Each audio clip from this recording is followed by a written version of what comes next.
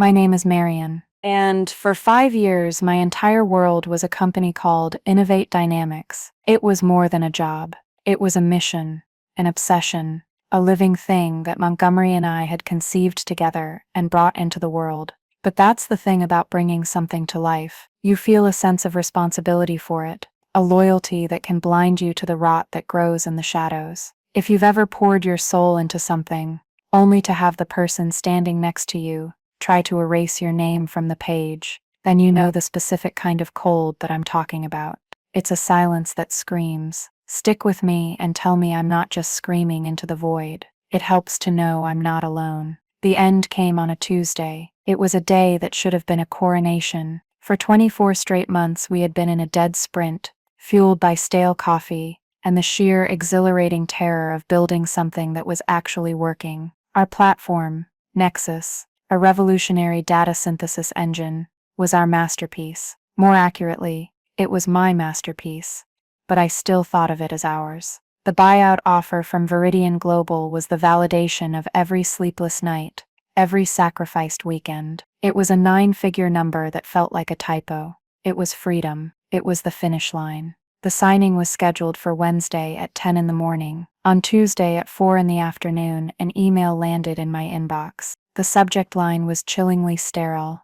Mandatory emergency board meeting. No explanation, no context. Just a calendar invite for an hour later. I felt a flicker of annoyance, not dread. Probably some last-minute logistical nonsense from the Viridian lawyers. I walked down the hall to Montgomery's office, a corner suite with glass walls that he'd insisted on. A fishbowl for the king. He wasn't there. His assistant, a young woman who always looked terrified, just shrugged and said he was on a call. I walked into the boardroom at 5 o'clock on the dot. The air was thick and cold, the way it gets when the HVAC is working too hard. Montgomery was already at the head of the table, looking impossibly crisp in a tailored navy suit that probably cost more than my first car. He wasn't looking at me. He was looking at the two other people in the room, strangers, a man and a woman in severe, expensive-looking corporate attire. They had the placid, predatory stillness of venture capitalists who had smelled blood. They were our new investors, the ones Montgomery had been courting, as he'd put it. He'd told me it was to give us leverage against Viridian, a white lie. It was, I now understood, to give him leverage against me. He didn't waste time with pleasantries. He cleared his throat, a small theatrical sound that bounced off the polished mahogany. He said, "Ladies and gentlemen, thank you for joining on such short notice." He said, "As we stand on the precipice of this incredible milestone, it's our duty to ensure the company is perfectly positioned for its next chapter under Viridian's leadership." I felt a quiet heat flush up my neck. I knew, with the kind of primal certainty that bypasses reason, that this was not a meeting about logistics. This was an execution. Montgomery launched into a speech filled with the kind of empty corporate jargon he'd become so fluent in. He spoke of synergy, of future-proofing, of a streamlined vision. He never once made eye contact with me. I was a ghost at the table, a specter of the past 5 years. Then came the knife. He said, "And it is with a heavy heart that the board has been forced to confront a fundamental misalignment in strategic vision, a divergence in creative philosophy that, if left unaddressed, could jeopardize this entire transition." He was talking about me. He was framing my meticulous foundational work, the very bedrock of the company, as a creative difference. He then gestured to the two new investors. He said, "Alistair and Joanna, representing our new minority stakeholders, have expressed similar concerns after their due diligence. They feel, and I have been forced to agree, that a singular, unified voice is needed to guide Nexus into its new home." The new investors, Alistair and Joanna, nodded gravely. They'd probably been shareholders for all of 72 hours. Their due diligence was whatever narrative Montgomery had fed them. I looked at Montgomery, truly looked at him, for the first time in that room. The earnest, brilliant partner I'd started this journey with was gone. In his place was a stranger wearing his face, a hollow man animated by greed. He finally looked at me. There was no remorse in his eyes, only a flicker of something that looked like pity. It was the most insulting thing I'd ever seen. He said, Marion, your contributions to building this company from the ground up have been invaluable. But we've reached a point where your methods are no longer scalable. The board has voted to terminate your employment, effective immediately." The words hung in the airless room. Voted. He'd called a vote with his new hand-picked allies to oust his co-founder, the chief architect of the very technology they were about to sell. It was a coup.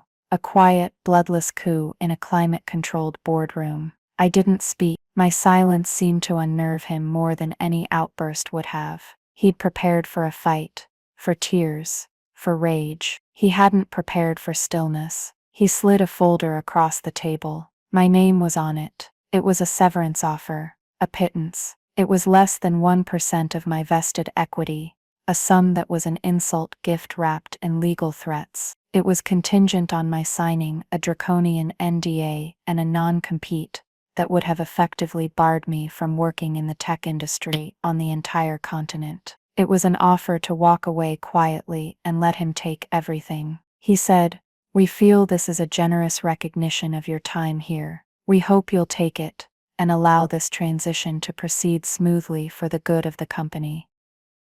For the good of the company that was my blood and bone. I stood up. The scraping of my chair was the loudest sound in the room. I looked at each of them, the two silent investors who refused to meet my gaze, and then Montgomery. I held his stare until he finally looked away. I said, "I'll need to have my lawyer review this." It wasn't what he wanted to hear. He wanted a signature. He wanted it over. But he couldn't object.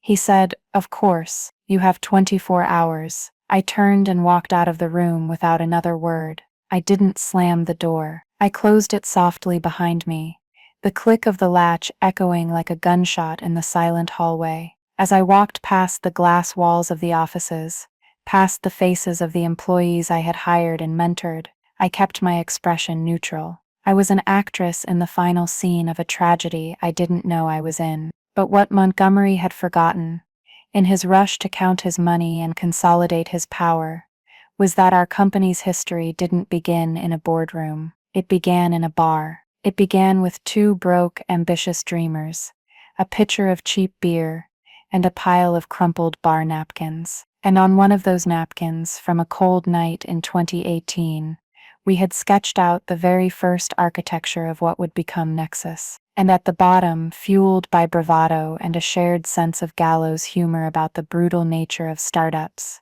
we'd added a little clause, a joke, a pact. It read, "In the event that one founding partner orchestrates a vote or action to forcibly remove the other founding partner, without the unanimous written consent of both founding partners, all rights, title, and interest in any and all intellectual property developed under the partnership shall immediately and irrevocably revert to the ousted party." It was a joke, a silly, paranoid little what-if scenario we'd laughed about. But in a moment of drunken, symbolic ceremony, we had both signed it. He had forgotten. I had not.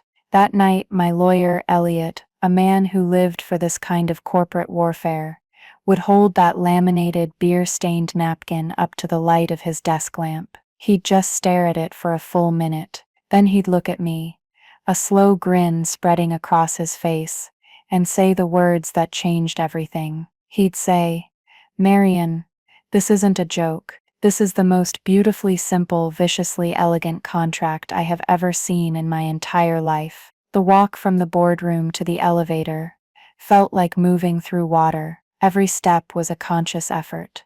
I could feel the eyes of my team on my back, a mixture of confusion and pity. They knew something was wrong. The air in our own office, a space I'd designed to be open and collaborative, felt charged with a toxic static. I didn't stop at my desk. I couldn't. To sit there, surrounded by 5 years of my life, the photos, the whiteboard scribbles, the worn-out keyboard, would have broken the fragile shell of composure I was holding around myself. I walked straight to the elevator, jabbed the button, and waited, my reflection in the polished steel doors, a pale, hollow-eyed stranger. The moment the doors slid shut, I leaned my forehead against the cool metal. The silence was absolute. No corporate platitudes.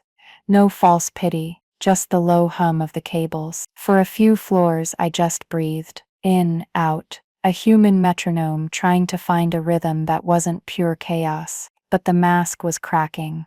My hands started to shake.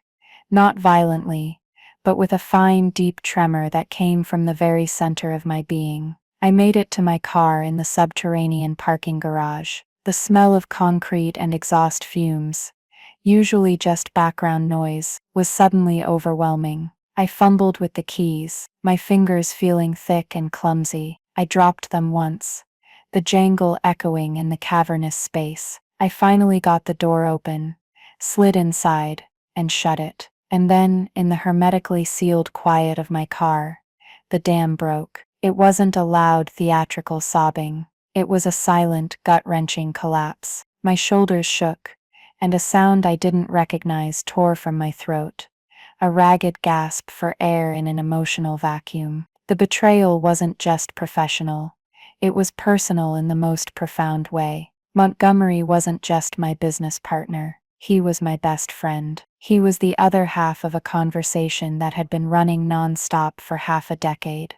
We had a shorthand, a shared language built from 1,000 inside jokes, and shared crises. To have that person turn and systematically, clinically excise you from your own life, it felt like an amputation without anesthesia. My mind, a place usually filled with code and logic and strategy, was just a maelstrom of images. There was the day we'd finally secured our first round of seed funding. We weren't in a fancy office then.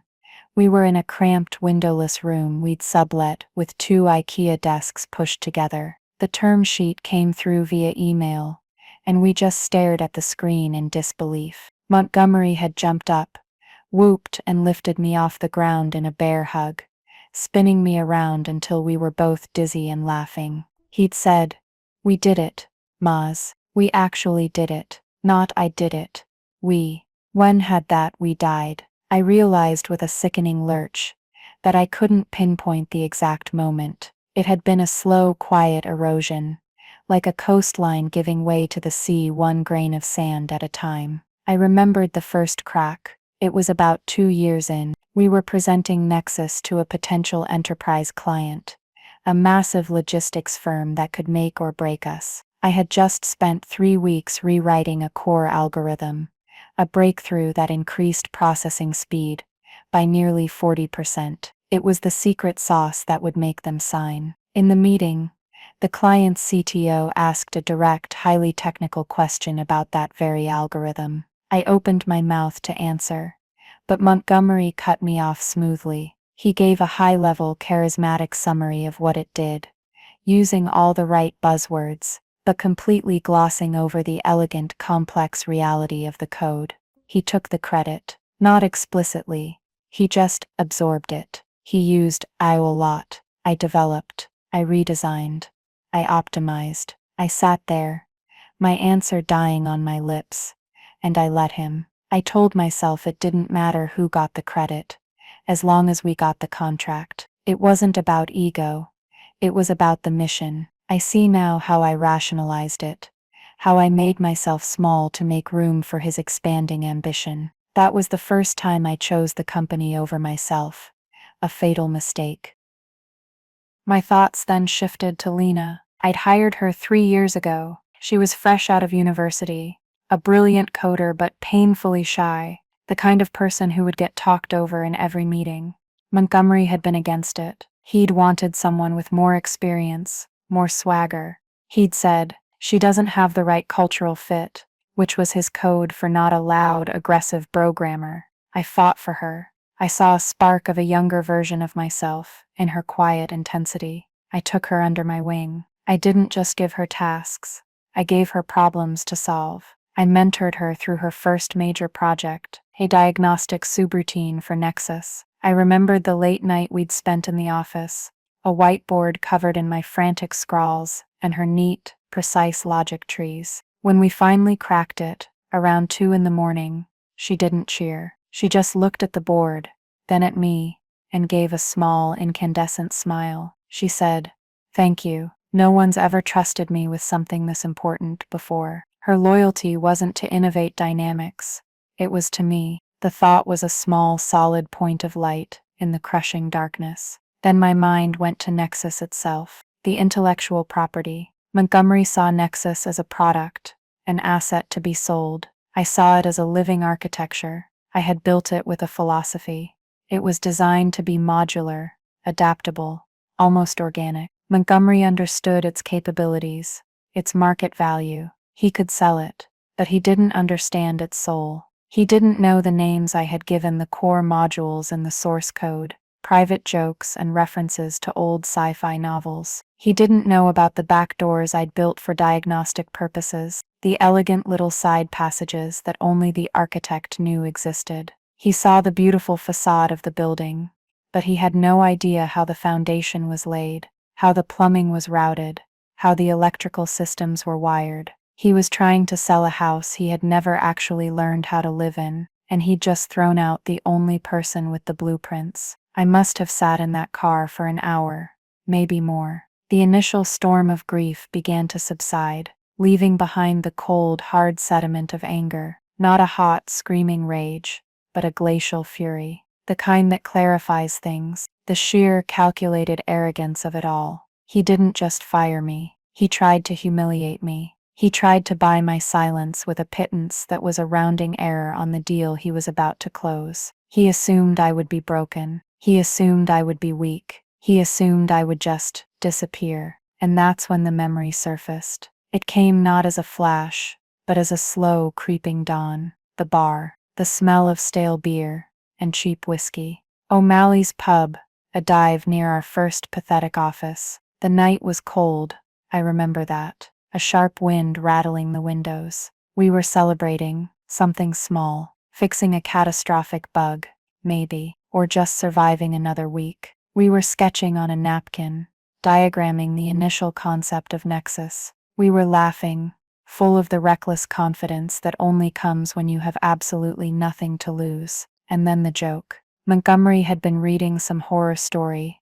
about a startup founder getting screwed over by his partners. He'd laughed and said, "We should have a mutual destruction clause, something to keep us honest." I grabbed a pen, my handwriting a little loopy from the beer, and wrote out that ridiculous, over-the-top sentence, the clause about unanimous consent, the part about all IP reverting to the ousted party. It was pure fantasy, a legal fairy tale. We both signed it with a flourish, like two kids signing a blood pact. Montgomery had said, "Frame this. This is our Constitution." Then he'd crumpled it up and tossed it on the table. But I hadn't let it get thrown away. I'd smoothed it out, folded it carefully, and tucked it into my wallet. It felt significant, a memento of our shared trust, our founding myth. Adrenaline, cold and sharp, shot through me, clearing the last of the grief fog.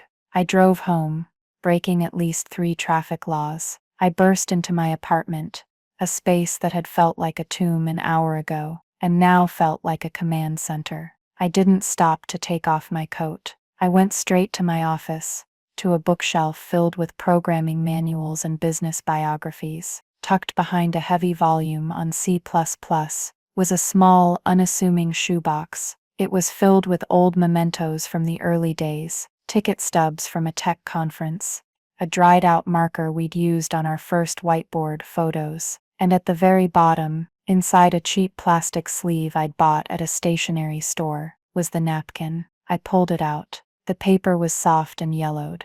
The blue ink of the pen had faded slightly, but it was all there. The diagram of Nexus, the ridiculous beautiful clause, and our signatures, clear as day. Montgomery had called it our Constitution, a joke, but constitutions aren't jokes. They are the source of all subsequent law. The despair was gone. The hurt was still there, a deep, resonant ache, but it was now jacketed in something else, something hard and cold and purposeful. It wasn't about revenge. I told myself that, and I almost believed it. It was about justice. It was about the fundamental truth of creation. You cannot steal a story from the person who wrote it. My hand was perfectly steady now. I picked up my phone. I didn't call my mom. I didn't call a friend. I scrolled through my contacts to a name I hadn't needed in years, a name given to me by a former mentor with the words, "You only call this guy if someone has tried to burn your life down, and you want to use the ashes to build a castle." I called Elliot. Elliot's office was exactly as I remembered it from one brief meeting years ago. It wasn't in a gleaming downtown skyscraper. It was on the third floor of a historic, slightly dilapidated building in a less fashionable part of the city. There was no sleek receptionist, just a heavy oak door with a small brass plaque that read, "E. Vance, Esquire." The waiting room, if you could call it that, was just his secretary's antechamber, a small space filled with overflowing filing cabinets and the faint, pleasant smell of old books and lemon polish. Elliot himself was a study in contrasts. He was a large man, tall and broad-shouldered, who favored rumpled tweed jackets over tailored suits. He had a wild mane of graying hair and a booming laugh that seemed to shake the very window panes. But his eyes were sharp, intelligent, and missed nothing. He didn't practice law. He waged it. He specialized in arcane contract disputes, intellectual property battles, and what he cheerfully referred to as corporate divorces. He was a shark, but he was a shark who only seemed interested in hunting other, bigger sharks. I sat across from his massive, cluttered desk. He'd listened to my story without interruption, leaning back in his creaking leather chair, fingers steepled under his chin. He'd let me lay out the entire sordid tale of the last 24 hours, from the board meeting to the severance offer to the hollowed-out feeling in my gut. I finished, my voice quiet in the suddenly silent room. Then I reached into my bag and pulled out the clear, protective sleeve. I slid the laminated napkin across the expanse of his desk. He picked it up gingerly, as if it were a religious artifact. He held it up to the light of his green banker's lamp. He read it once, then he read it again, his lips moving silently. A slow smile began to form, not the booming, cheerful one, but a different kind of smile. It was a thin, predatory grin that made me profoundly glad he was on my side. He finally set the napkin down, placing it carefully in the center of his desk like a winning chess piece. "Marion," he said, his voice a low rumble, "this is a masterpiece." He let out a short, sharp laugh. "Montgomery's lawyers, the ones at Sterling and Croft, they live in a world of 100-page operating agreements and convoluted bylaws. They build fortresses of paper. They will look at this," he tapped the napkin with a thick finger, "and they will dismiss it. They'll call it a novelty, a joke, legally unenforceable. They will be catastrophically wrong." I felt a surge of hope, but it was cautious. "But will it actually hold up, Elliot? It's a napkin. It's not about the paper," he explained, leaning forward, his eyes alight with intellectual fervor. "It's about the principle. What is any contract? It's a meeting of minds, an agreement. This," he said, tapping the napkin again, "is a foundational document. It precedes your articles of incorporation. It precedes your shareholder agreements. It is, as your partner so foolishly put it, the constitution of your enterprise. It establishes the fundamental terms of your partnership before any other legal structure existed, and the terms are exquisitely simple. You cannot oust one another without unanimous consent. The penalty for doing so is not a lawsuit. It's not damages. It's a forfeiture of the primary asset." He leaned back again, the smile returning. "His lawyers will argue it was a joke. I will argue that your joint signature demonstrates intent. They will argue it was superseded by later agreements. I will argue that no subsequent agreement explicitly nullified this foundational clause. Therefore it remains in force. They will build a complex, expensive argument. My argument is simple, and in court, the simplest argument often wins. But this will never get to court. Why not? Because," he said, "the one group of people who won't see this as a joke is Viridian Global's legal team. The moment they get wind of a legitimate ownership dispute over the IP they're about to spend 9 figures on, they will slam on the brakes so hard their teeth will rattle. The deal will be frozen, instantly." This was the war plan, not a frontal assault, but a surgical strike, designed to paralyze the enemy. We spent the next hour, mapping it out. Phase 1 was quiet assertion, a carefully worded letter, delivered not with the bombast of a lawsuit, but with the chilling finality of a death certificate. Phase 2 would be leveraging the chaos that ensued. Now, Elliot said, his tone shifting from legal scholar to field general. Tell me about the asset itself, Nexus. How deeply is your DNA woven into it? This was where the second hidden layer of my leverage came into play. I explained to Elliot something I had never told anyone, not even Montgomery, a secret I'd kept for 3 years. Early on I began, when Montgomery started getting more focused on fundraising and less on the tech, I had this feeling, a small cold knot of anxiety. It wasn't about trust, not then, it was about stability. I worried that if something happened to me, the core architecture would be vulnerable, so I built something into it, a fail-safe. Elliot was listening intently. It's not a kill switch, that would be sabotage. It's more like a sovereignty key. It's a multi-part cryptographic signature required to authorize any changes to the core kernel of Nexus. It's needed for deep-level diagnostics, major security patches, and most importantly, for the kind of full system integration a company like Viridian would perform post-acquisition. I took a breath.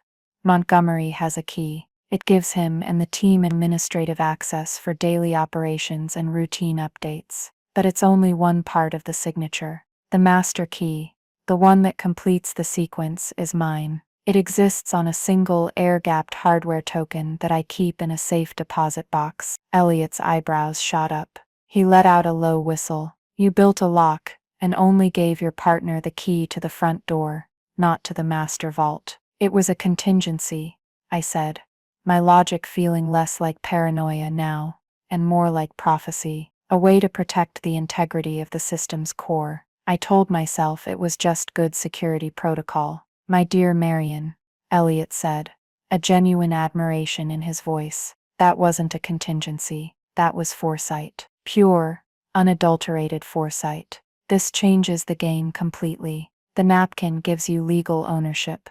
The key gives you practical, undeniable control. They can't sell what they can't access. The plan was solidifying, becoming real, but there was a missing piece. I needed intelligence from inside the fortress. I needed to activate my ally. Later that night, sitting in my darkened apartment, I sent a message, not on a company channel, but through a secure end-to-end encrypted messaging app we'd used for personal chats. A single line to Lena. Lena, I need to talk. Are you safe? The reply came back almost instantly. Marion? Oh my God, what happened? Everyone is losing their minds here. Montgomery just held a meeting and said you left to pursue other opportunities. Nobody believes him. Are you okay? The wave of relief was so powerful it almost buckled me.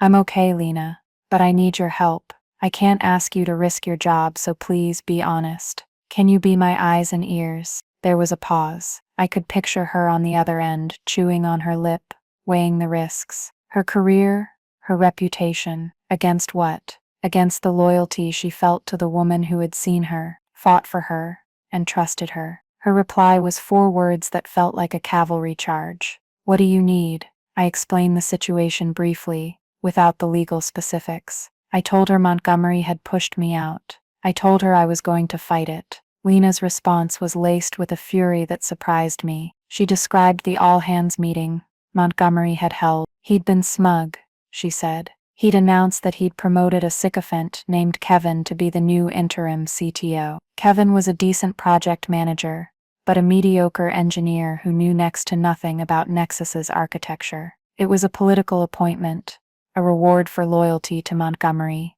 not competence. Lena wrote, Kevin tried to answer a question about the memory allocation protocol today and he just froze. He started spouting buzzwords. It was embarrassing. Montgomery had to step in and change the subject. They're flying blind, Marion. They have no idea how any of this actually works. This was it, the final piece of the puzzle. The legal weapon, the technical lock, and the inside source. The plan was no longer a theory. It was a machine, waiting to be switched on. As I sat there, the blue light of my phone illuminating my face, I felt a deep, chilling calm settle over me. I told Elliot, and I told myself again, like a mantra. This wasn't about revenge. It was about restoring a fundamental balance. It was about taking back what was mine. But as I typed out my instructions to Lena, a small, dark part of me knew that wasn't the whole truth. It was also about watching the man who had erased my name from our story discover that he was holding a book with nothing but blank pages.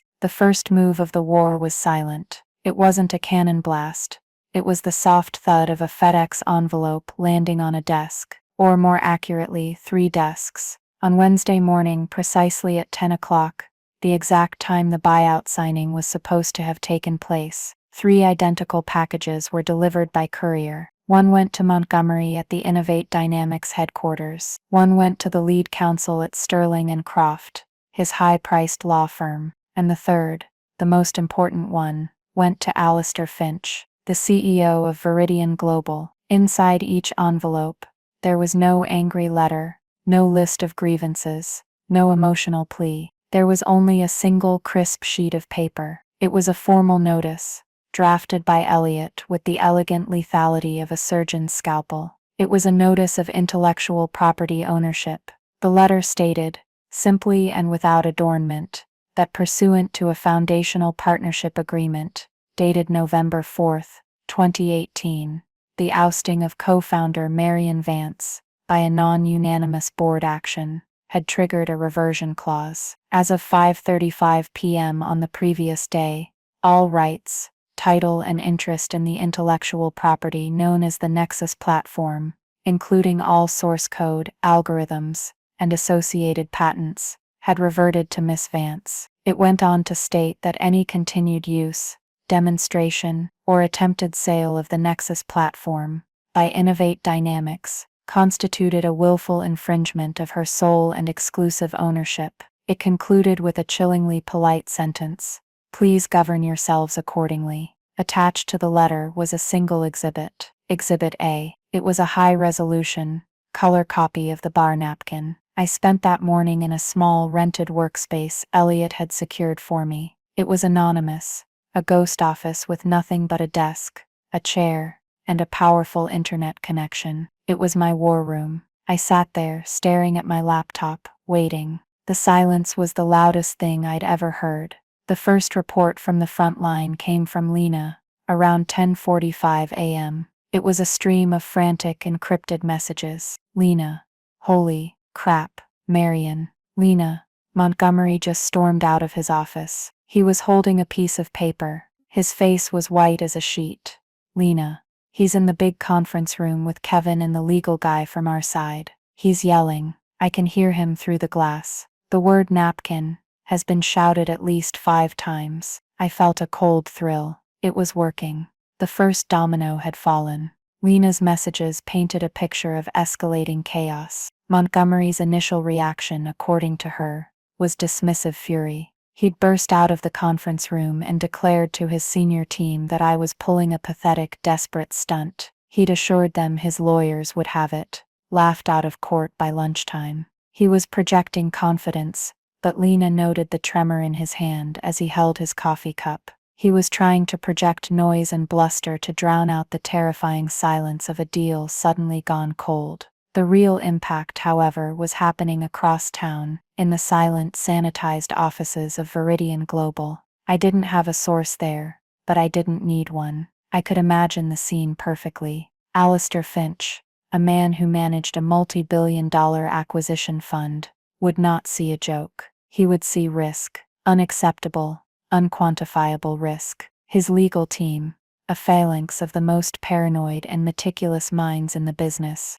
would see a mushroom cloud blooming over their 9-figure investment. A deal isn't just about assets, it's about clean title. We had just thrown a gallon of mud all over the title. Around noon, the second domino fell. I got a call from Elliot. His voice was calm, but I could hear the satisfaction humming beneath it. "Okay," he said. "The fish has taken the bait. I just got off the phone with lead counsel from Sterling and Croft." He was agitated. "How man did he say?" I asked, my heart pounding. "He did exactly what we predicted."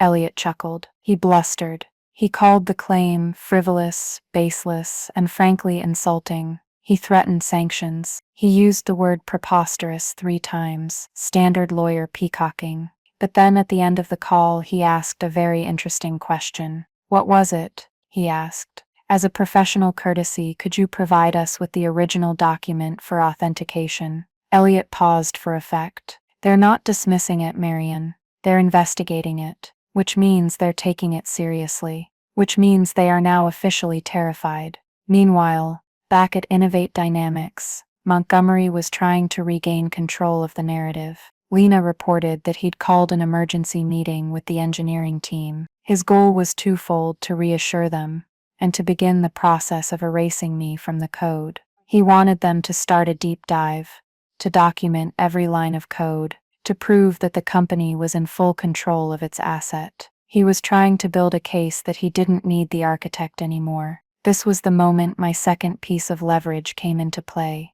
Lena's message arrived at 2:15 p.m. Problem: Viridian's due diligence team just sent over an urgent request. They're demanding a full real-time diagnostic of the core kernel, a security audit. They want to verify system integrity before their legal team will even talk to our legal team. Kevin is supposed to run it. He's in the server room right now, and he looks like he's going to be sick. I typed back a single word: wait. I pictured Kevin, the unqualified new CTO, standing in the cold, humming server room. He would have the admin passwords. He would have the operational keys Montgomery had given him. He would follow the procedure for initiating the deep diagnostic sequence. He would input the commands, and then he would be prompted for the final authorization. The system would ask for the master signature from the sovereignty key, a key he didn't have, a key he didn't even know existed. The system wasn't designed to flash a big red access denied message. I had designed it to be more subtle, more insidious. It would simply return an error, a quiet, cryptic, and utterly impassable one. Error 404, authorization object not found. It would look like a system glitch, a bug, not a lock. For the next hour, Lena gave me a play-by-play. "Lena, he's trying it again. Same result. He's sweating now, actually sweating. Lena, he's on the phone with Montgomery, whispering. Montgomery is on his way down. Lena, Monty is here now. He's trying to do it himself. He thinks Kevin is just incompetent." The look on his face when he got the same error, priceless. Montgomery, the master salesman, was now face to face with a problem he couldn't talk his way out of. He was locked out of his own kingdom. The beautiful 9-figure engine he'd been about to sell was a black box. He could turn it on, he could run the demos, but he couldn't open the hood. And Viridian was standing there, demanding to see the engine. The panic began to ripple outwards. The legal team was stalled. The tech team was confused and hamstrung. The new investors, Alistair and Joanna, were no doubt making frantic, angry calls to Montgomery, demanding to know what, exactly, they had poured their money into. The noise and bluster had failed. Now there was only the stark, terrifying reality of the situation.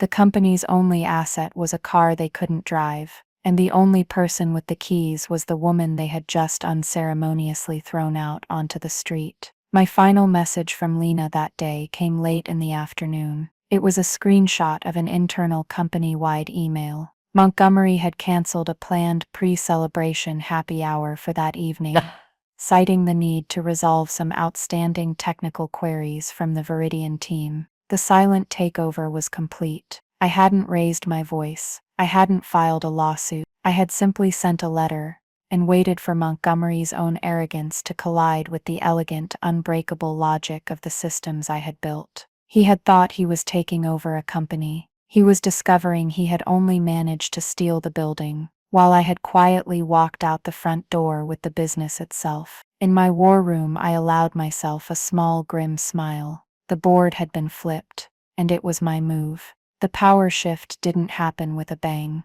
It happened with a phone call. It came the next day, on Thursday afternoon. I was in my anonymous office, reviewing a legal strategy document from Elliot, when my personal cell phone buzzed. The caller ID, was a number I didn't recognize, a New York area code. I hesitated for a second, then answered.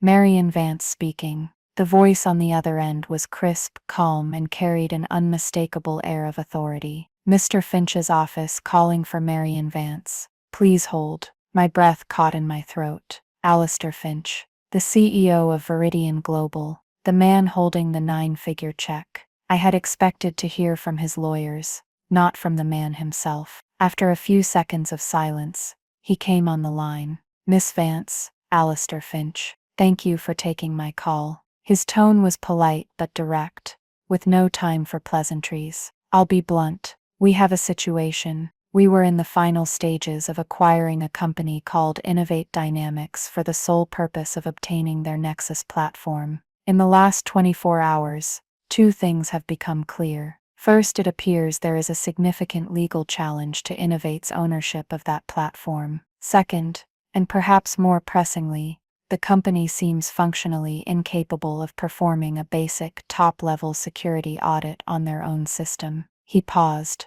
I remained silent, letting him lead. This was his move. My team's job is to acquire assets, not liabilities, he continued, his voice as sharp as cut glass. And a contested, inaccessible piece of software is a very large liability. We are putting our deal with Innovate Dynamics on indefinite hold. However, my interest in the Nexus technology remains. It seems, Miss Vance, that we may have been negotiating with the wrong party all along. There it was, the pivot, the moment the entire gravitational field of the deal shifted from Montgomery to me. The asset appears to be yours, both legally and practically, Alistair said. The question is, are you interested in having a conversation about its future? I took a steadying breath. I'm always interested in a conversation about the future of my work, Mr. Finch. Good, he said. My legal team will be in touch with your counsel, Mr. Vance. To set up a preliminary discussion, we'll need to see the original contract, of course. Assuming it checks out, we can discuss a new path forward. A cleaner one. The call ended. I hung up and stared at the wall. The world had just tilted on its axis. Viridian hadn't just paused their deal with Montgomery. They had opened a new door for me, a much, much better door. It was about an hour later that the other call came. This time the caller ID was one I knew all too well. Montgomery. I let it ring 4 times, then answered, my voice deliberately neutral. Hello, Marianne? His voice was strained, thin, all the bluster and arrogance stripped away. He sounded like a different person. Marianne, we need to talk. We're talking, I said, my tone flat. He took a ragged breath.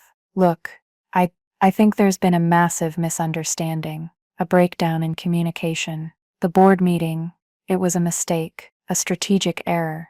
I was getting bad advice from the new investors. He was scrambling, throwing people under the bus, trying to find a narrative that didn't paint him as a backstabbing fool. Is that so? I said. Yes, he said, his voice gaining a desperate urgency.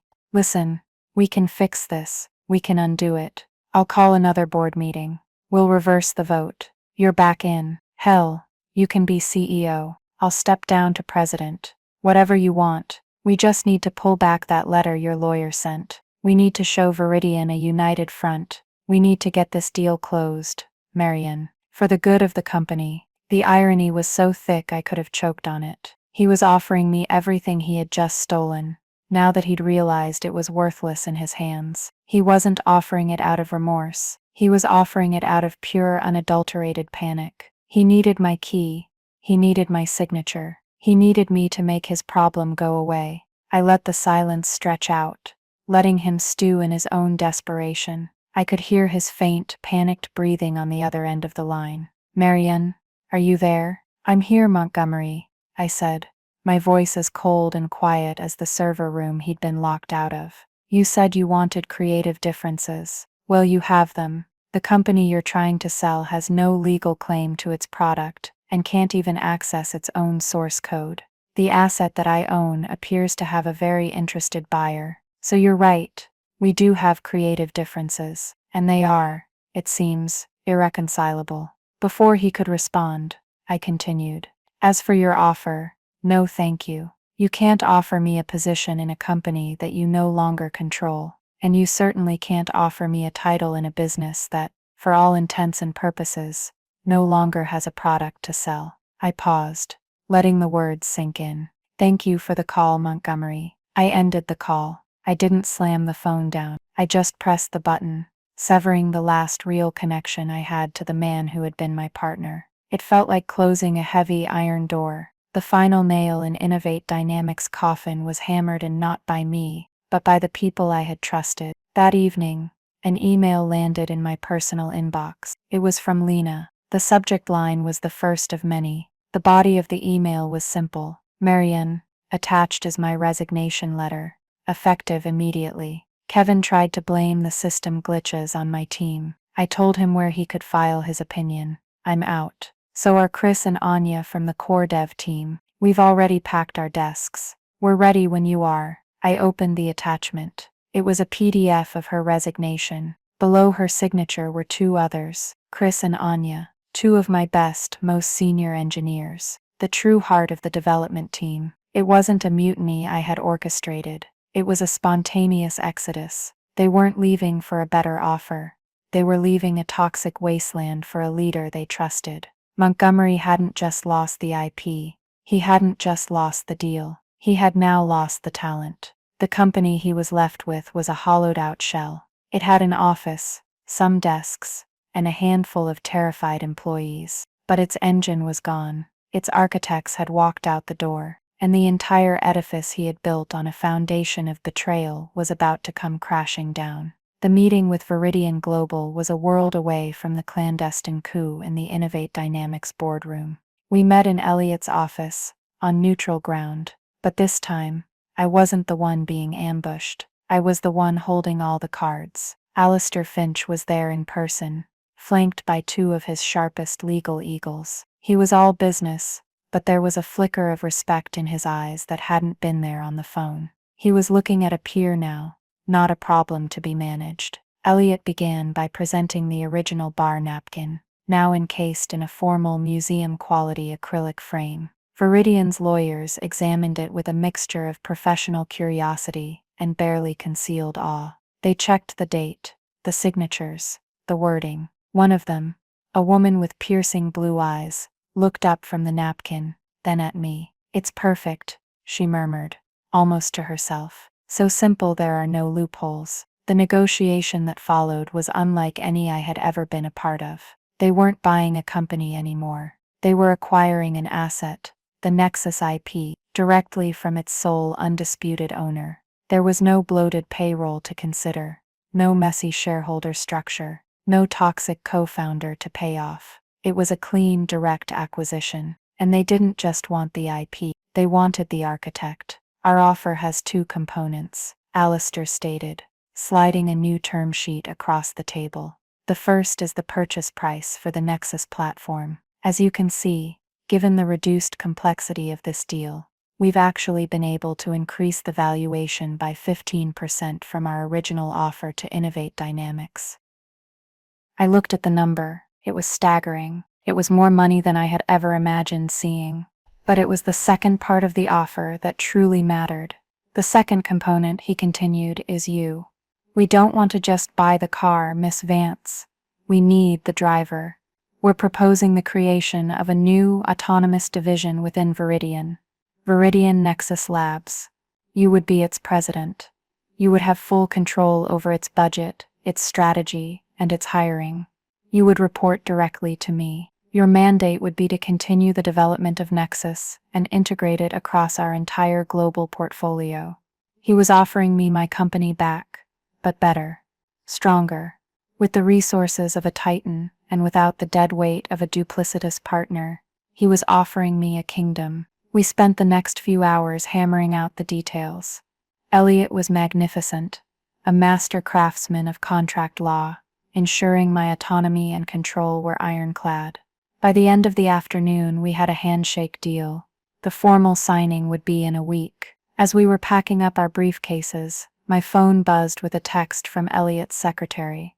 "Montgomery is in the waiting room. He's insisting on speaking with you. He says it's urgent." Elliot looked at me, raising an eyebrow. Your call, Marion. A part of me wanted to just walk out the back door, to never see him again. But another part, a colder, more resolute part, knew that this was necessary. It was the final scene. The epilogue. I'll see him, I said. Alone. They set us up in a small empty conference room down the hall. Just a table and 2 chairs. He was already sitting down when I walked in. He looked terrible. His expensive suit was wrinkled, his tie was askew, and there were dark circles under his eyes. He looked like a man who hadn't slept in days. The smug, confident king of the boardroom was gone, replaced by a haggard, desperate ghost. He stood up when I entered. Marion, thank you for seeing me. I didn't respond. I just sat down opposite him. Listen, he started, his hands fidgeting on the table. What I did, it was wrong. I know that now. I was arrogant. I was stupid. I listened to the wrong people. I let the money, the deal, it went to my head. He looked at me, his eyes pleading. But Marion, please, don't do this. Don't take it all. We built this together, from nothing. In that horrible little office. Remember the late nights, the cheap pizza. It was us against the world. He was trying to appeal to our shared history, to the ghost of the partnership he himself had murdered. He was trying to rekindle an ember that he had drowned in greed. I looked at him, and for the first time I felt nothing. No anger, no hate, not even pity, just a vast, empty distance. He was a figure from a past life, a character in a book I had already finished reading. I finally spoke, my voice even and calm. Yes, I remember Montgomery. I remember everything. I remember the excitement and the fear and the belief that we were building something that mattered.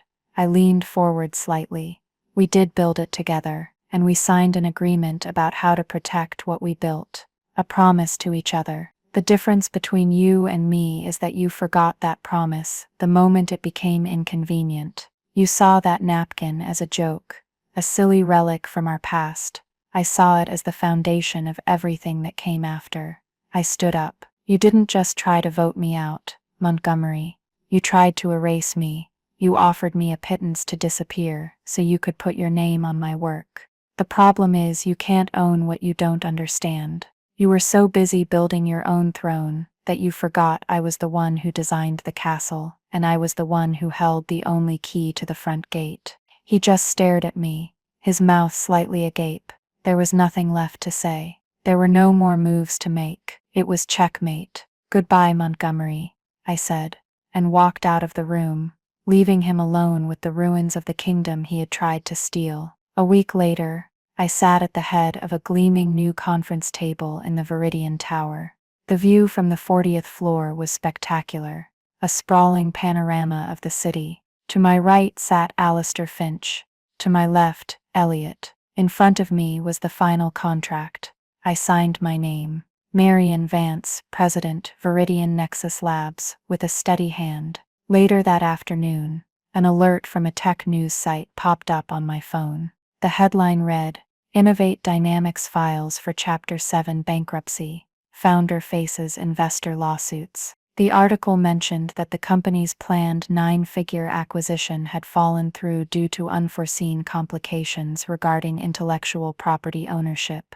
Montgomery's name was mentioned several times, usually in proximity to words like mismanagement and gross negligence. It all happened off-screen, a consequence, not an act. His downfall was the result of his own choices, his own greed. His castle had collapsed under the weight of his own hubris. As I read the article, I felt a quiet sense of finality, a sense of balance restored. It was never about revenge. I repeated the words to myself, and this time, they felt completely true. It was about building something that lasts, and now, I finally had the chance to do just that, on my own terms. My new team was waiting. Lena, Chris and Anya were already in the next room, whiteboarding ideas for Nexus 2.0. The work was just beginning. In my new office, with its panoramic view of the city, there's a large, minimalist desk. It's mostly empty, just a sleek monitor,